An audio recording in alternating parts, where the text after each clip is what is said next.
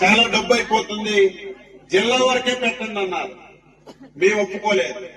పాత జిల్లా పెట్టండి అన్నారు. లోకేష్ బాబు గారు అయితే ఎంత డబ్బు ఖర్చైనా పర్వాలేదు, మా మహిళలు రాష్ట్రంలో ఎక్కడికి వెళ్ళినా, ఈ రాష్ట్రంలో ఎక్కడికి వెళ్ళినా ఫ్రీగా బస్సు ఎక్కే కార్యక్రమం తీసుకున్నాం. బస్సులు ఆడవాళ్ళతో నిండిపోయాయి. మొన్నటి వరకు ఆర్టీసీ బస్సులో 50 మంది ఎక్కే వాళ్ళ నోటికి మన స్త్రీశక్తి పెట్టక ముందు ఈ రోజు 90 మంది ఎక్కుతున్నారు. అంటే ఆక్యుపేషన్ రేట్ విపరీతంగా పెరిగింది.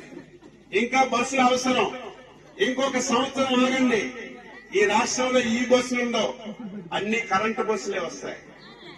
ప్రతి గ్రామానికి వస్తాయి ఏసీ బస్సులు. కరెంటు బస్సు అంటే ప్రతిదీ ఏసీ వస్తుంది.